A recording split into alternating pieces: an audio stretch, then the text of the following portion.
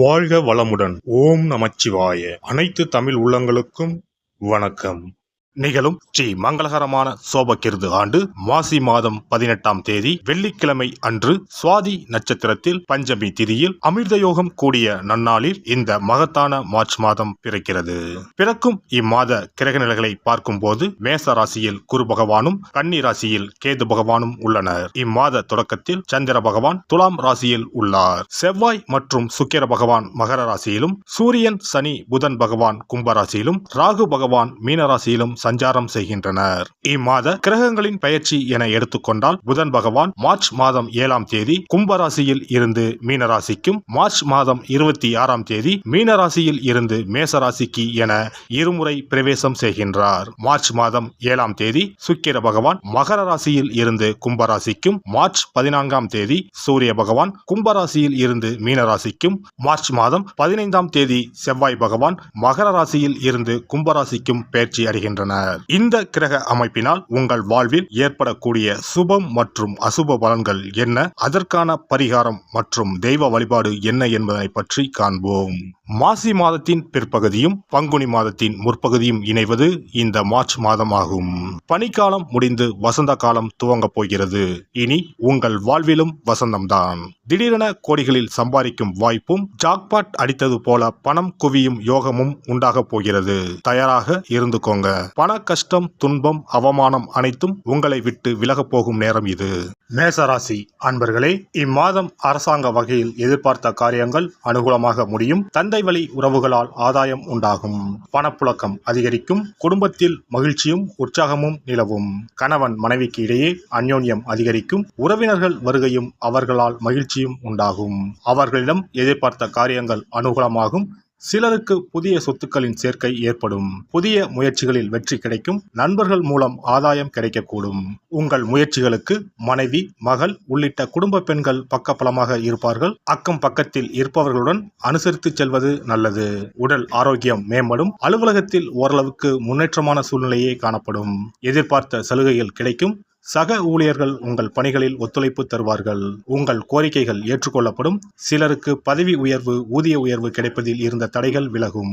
தொழில் மற்றும் வியாபாரத்தில் முன்னேற்றம் ஏற்படும். விற்பனையும் லாபமும் எதிர்பார்த்தபடியே இருக்கும். அரசாங்கத்திடம் எதிர்பார்த்த லைசன்ஸ் போன்ற விஷயங்கள் எளிதாக முடியும். வியாபாரத்தை விரிவுபடுத்தும் முயற்சிகள் வெற்றி பெறும். குடும்பத்தை நிர்வகிக்கும் பெண்களுக்கு மாதத்தின் பெரும்பகுதி மகிழ்ச்சி தருவதாக இருக்கும். வாழ்க்கை துணையுடன் எதிர்பார்த்த காரியங்கள் அனுகூலமாகும். உறவினர்களிடையே மதிப்பு மரியாதை அதிகரிக்கும். அலுவலகம் செல்லும் பெண்களுக்கு எதிர்பார்த்த சலுகைகள் கிடைக்கும். அரசியல் துறையினர் மன திருப்தியுடன் காரியங்களை செய்து சாதகமான பலன் பெறுவீர்கள். பயணம் செல்ல நேரலாம். மனதிற்கு பிடித்தவர்களை சந்திக்க நேரலாம். பெரியவர்களின் சந்திப்பு மனதிற்கு மகிழ்ச்சியை உண்டாக்கும். உடன் இருப்பவர்களுடன் எச்சரிக்கையாக பழகுவது நல்லது. ரகசியங்களை கையாளுவதில் கவனம் தேவை. மாணவர்களுக்கு புதிய நண்பர்கள் கிடைப்பார்கள். அவர்கள் மூலம் கல்வியில் முன்னேற்றம் காண உதவிகள் கிடைக்கும். அஸ்வினி நட்சத்திரம். இந்த மாதம் பணவரத்து அதிகரிக்கும். விருப்பமானவர்களை சந்தித்து உரையாடி மகிழ்ச்சி அடைவீர்கள். மனத்துணிவு உண்டாகும். எந்த ஒரு காரியத்தையும் துணிவுடன் செய்து அதிக நன்மை அடைவீர்கள். போட்டி பந்தயங்களில் ஈடுபடுவதை தவிர்ப்பது நல்லது.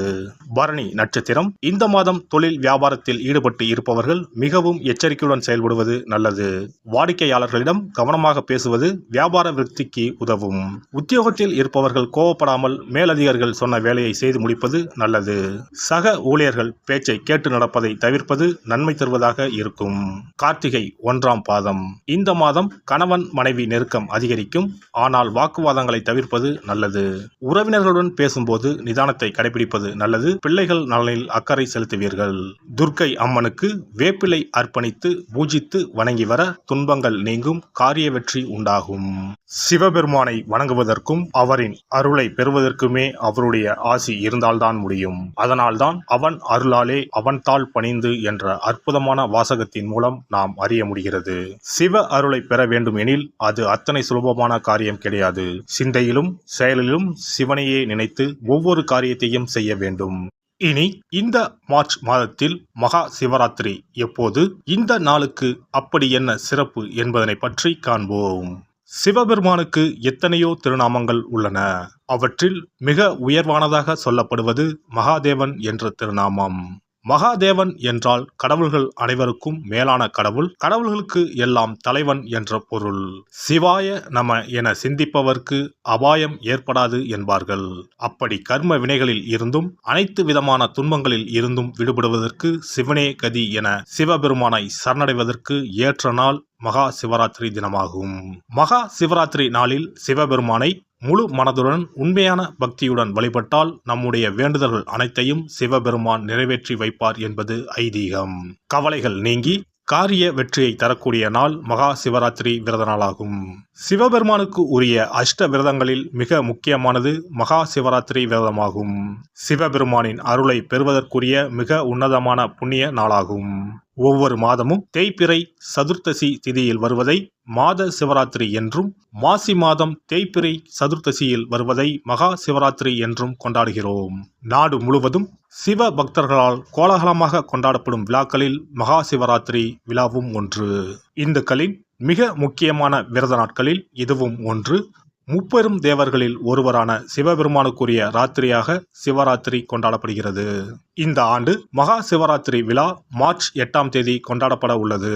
அன்று இரவு 8:20 மணிக்கு துவங்கி மார்ச் 9ஆம் தேதி மாலை 6 மணி வரை சதுர்த்தசி திதி உள்ளது. இதனால் மார்ச் 8ஆம் தேதி இரவு 8:30 மணிக்கு பிறகே சிவராத்திரி பூஜையை துவங்க வேண்டும்.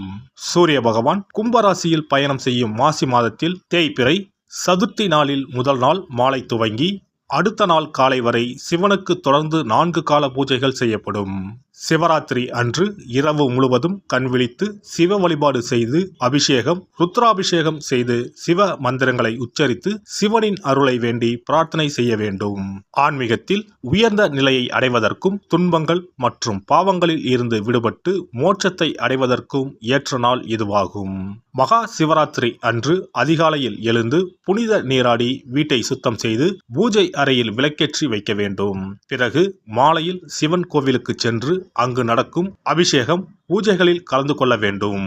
அன்று சிவலிங்கத்திற்கு பஞ்சாமிர்த அபிஷேகம் செய்வதும் வில்வ அர்ச்சனை செய்வதும் மிக சிறப்பானதாகும். மகா சிவராத்திரி நாளில் எத்தனை முறை முடியுமோ அத்தனை முறை பஞ்சாட்சர மந்திரமான ஓம் நம சிவாய மந்திரத்தை உச்சரிக்க வேண்டும். இது தவிர சிவபுராணம் பாராயணம் செய்வது மிகவும் சிறப்பானதாகும். இந்த நாளில் ருத்ராபிஷேகம் செய்வதும் கோவில்களில் நடக்கும் ருத்ராபிஷேகத்தில் கலந்து கொள்வதும் மிகவும் சிறப்பானதாகும். இந்த முறையில் மகா சிவராத்திரி விரதம் இருந்தால் முந்தைய 3 பிறவிகளில் செய்த பாவங்கள் நீங்கும். மனக்கவலைகள், நோய்கள், வறுமை நிலை ஆகியன நீங்கும். அதோடு வாழ்வில் அனைத்து விதமான இன்பங்களும் உயர்வும் கிடைக்கும். நாம் செய்யும் வழிபாடு, பூஜை ஆகியவற்றிற்கு 2 மடங்கு பலனை தரக்கூடியது மகா சிவராத்திரி விரதமாகும்.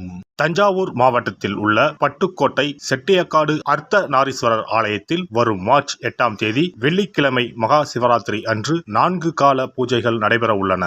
இந்த பூஜைகளில் நீங்களும் கலந்து கொண்டால் தம்பதி ஒற்றுமை, மனப்பேறு, குழந்தை பேறு, ஆரோக்கியம், ஆயுள், செல்வம், புகழ் உள்ளிட்ட சகல நன்மைகளும் கிட்டும்.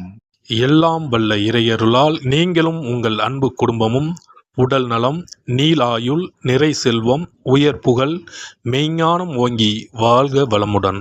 இந்த வீடியோ பதிவு உங்களுக்கு பிடித்திருந்தால் லைக் பண்ணுங்க, கமெண்ட் பண்ணுங்க, ஷேர் பண்ணுங்க, மறக்காம சப்ஸ்கிரைப் பண்ணுங்க, பக்கத்துல இருக்கிற பெல் பட்டனை கிளிக் பண்ணுங்க. நன்றி, வணக்கம். ஓம் நமச்சிவாய. சிவாய நம.